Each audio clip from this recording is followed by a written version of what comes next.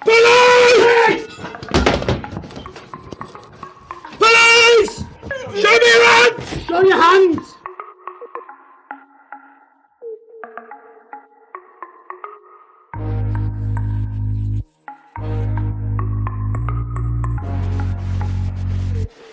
Down. Low. Police! Police! Give me your hands now! Police, get in there!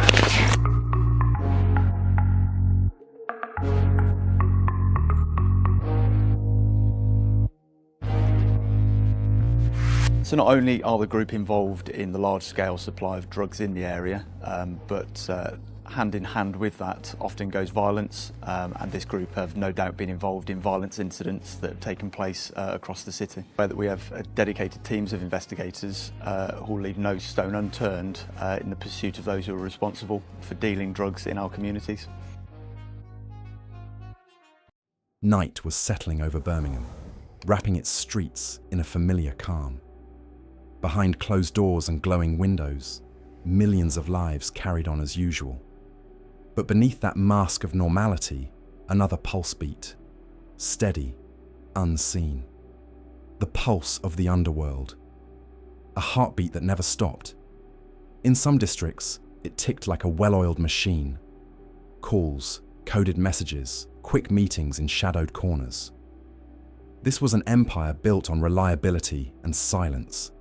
In others, it roared with chaos and brutality, ready to erupt into violence at any moment. Two worlds, two criminal syndicates, existing side by side, blind to each other's presence. One was built on business principles, the other on raw force. Their leaders saw themselves as untouchable, the architects of shadow empires. They believed their operations were flawless, their power absolute. But they ignored one simple truth. The higher you build your tower, the louder the crash when it falls. And fall it would. Because in an age of modern technology and meticulous police work, every slip, every boastful photo, every panicked move leaves a trail. This is the story of how West Midlands Police, under Operation Target, tugged at two seemingly unrelated threads and unravelled an entire web, woven from cocaine, heroin, and guns. It's a chronicle of a downfall that began with a single stolen phone and one savage swing of a machete. It's the story of how two criminal worlds in Birmingham finally collided with justice.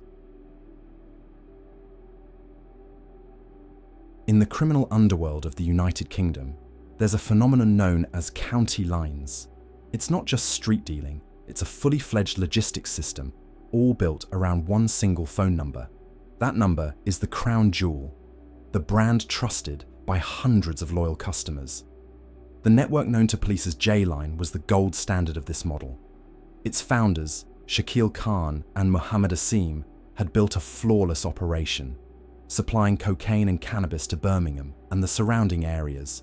Business was booming, and then something happened that defied the usual logic of the underworld.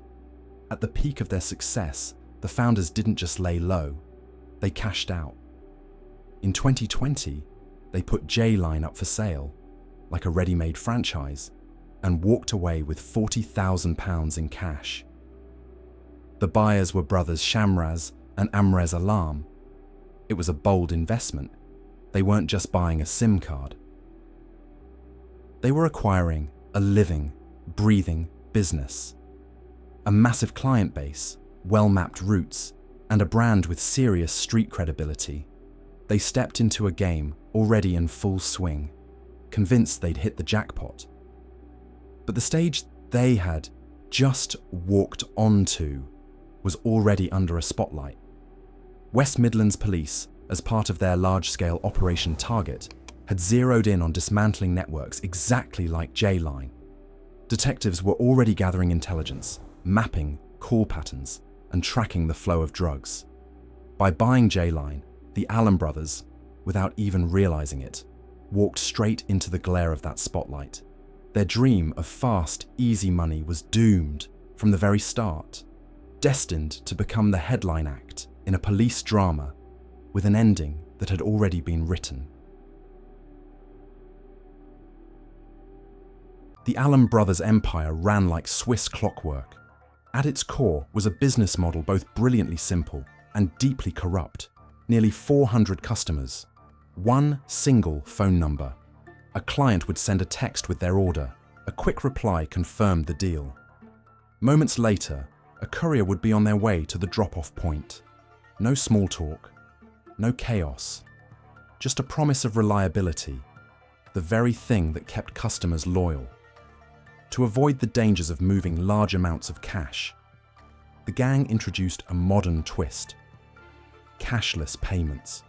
Customers were invited to transfer money directly into a bank account, an account still in the name of one of the original founders, Muhammad Asim. It seemed convenient, safe. But for the investigators who were already watching, it was a gift. Every transfer was a digital fingerprint, an unerasable mark linking buyers, dealers, and the flow of dirty money. The criminals were, without realizing it, documenting their own operation, creating the perfect database of evidence. The structure of the organization was clean and efficient. At the top, Shamraz and Amrez Alam pulling the strings. Below them, Valentina Dobre, acting as the office manager and warehouse keeper in this criminal enterprise. She stored the product, weighed it, and packaged it for delivery. And at the base of the chain, the soldiers, Mudassar Hussain and Waqar Ali. The feet and hands of the operation, moving silently across the city, closing deals on the street.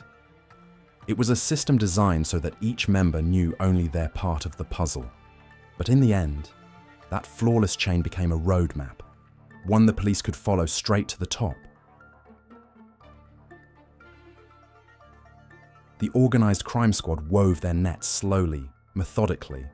They knew one thing: no criminal network, no matter how careful, is truly invisible. The investigation became a form of digital archaeology, sifting through thousands of messages, mapping the supply timetable, learning the heartbeat of J-Line. But the real gold came from the suspects' own phones. That's where detectives found the classic Achilles heel of so many criminals: pride. Photos of Shamraz Alam and his crew posing with thick stacks of cash became undeniable proof of their illicit profits. And then, a throwaway detail that turned into a lead. During questioning, Valentina Dobre casually mentioned she called Shamraz by the nickname Escobar. That single word confirmed what detectives had suspected all along: who was really running the show. When the raids came, they hit multiple addresses at once. The haul, over £212,000 in cash, and a rare prize, an old-school paper ledger of debtors. But the turning point came during the search of a car linked to Valentina and Shamraz. Beneath the seat, officers didn't just find a package of drugs. They found a converted, military-grade pistol and a full magazine of rounds. That discovery changed everything. This was no longer just about a conspiracy to supply drugs. It was about illegal firearms. And in the eyes of the law, that was the evidence that guaranteed J-Line's leaders weren't just going to prison. They were going away for a very, very long time. While detectives were tightening the noose around J-Line, a different kind of storm was brewing in another corner of Birmingham.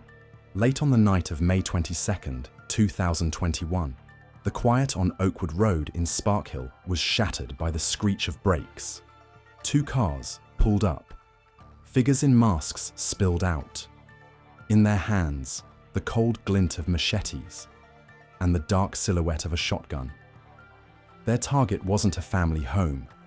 It was a workshop, an underground lab where heroin and crack cocaine were cooked, cut, and bagged for the streets. With a deafening crash, the front door blew off its hinges. Inside was Muhammad Ishaq, a gang member busy with his usual work. The attackers descended on him with a kind of primal rage. Blades flashed, machete strikes tore into flesh, leaving deep, ragged wounds. The raid was short, brutal, and surgical. Moments later, the masked figures were gone, swallowed by the night, leaving behind blood, chaos, and a wrecked drug lab. Paramedics were the first to arrive, called by someone inside.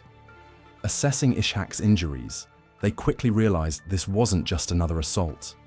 The signs of the drug trade were everywhere. Bagging equipment, cutting agents, the unmistakable smell of processed narcotics. Their call to police was more than a medical alert. It was an alarm bell, one that would drag another, even more ruthless and dangerous crew into the light.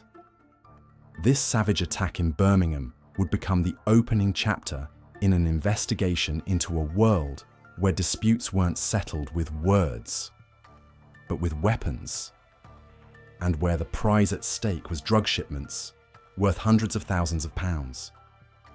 The hunt had begun. News of the Oakwood Road raid sent shockwaves through the gang. They knew the police were already closing in, and panic makes people stupid. Their first instinct was to save the most valuable thing they had, the product.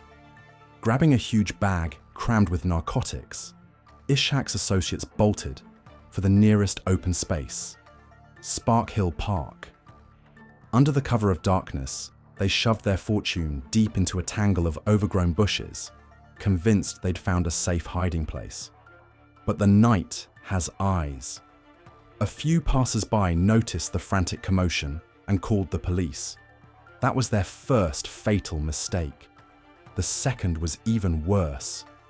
As patrols began sweeping the area, one of the gang decided to get clever. He dialed 999 and reported a fake shooting in another part of the city. A crude attempt to divert police resources and send them chasing shadows. But seasoned detectives don't bite that easily. They knew panicked criminals were predictable criminals. The search of the park went on, and soon it paid off. In the bushes, officers didn't just find a bag, they found a fortune, more than 8 kilos of pure heroin, and over a kilo of crack cocaine. Street value, in excess of £226,000. In one night, the gang had gone from trying to save their empire to handing the police the single piece of evidence that proved the industrial scale of their operation. Their desperate gamble hadn't just failed, it had marked the beginning of the end. The police now had every card they needed: a crime scene, a massive drug haul, and the knowledge they were dealing with a major organization. The only thing left was to piece the puzzle together, to put names and faces to every role in the operation. That's where technology and the painstaking work of analysts came in. Detectives launched an exhaustive review of CCTV footage from across the area. They tracked, frame by frame, every metre travelled by the vehicles spotted outside the Oakwood Road address. Cross-referencing the movements with mobile phone billing data. Slowly, the threads began to connect. The investigation revealed that this gang controlled at least 6 separate drug lines. Their arrogance went so far as to include a custom rubber stamp, imprinting their phone number directly onto their product, a brand in the shadows. At the centre of it all was 37-year-old Muhammad Imran Khan, the organiser, the strategist, the brain of the entire operation. Data analysis placed him behind the wheel of a car circling Spark Hill Park, desperately and unsuccessfully trying to retrieve the hidden stash. Day by day, week by week, detectives built their case, linking people, vehicles, addresses, and phone records into a single, airtight picture of conspiracy. When the case file was bulletproof, the order came down. In October 2021, During a series of coordinated raids, the entire leadership of the gang was taken down. Modern investigative techniques and digital evidence hadn't just caught a few street-level dealers. They had decapitated one of Birmingham's most powerful and dangerous criminal networks. The Birmingham courtroom became the final stage for both criminal sagas. Justice, gathered slowly, methodically, piece by piece, was ready to deliver its verdict. First to face sentencing were the members of the brutal Oakwood Road gang. Their leader, Muhammad Imran Khan, was handed 14 years and 2 months in prison. His closest lieutenants received sentences ranging from 7 to 13 years.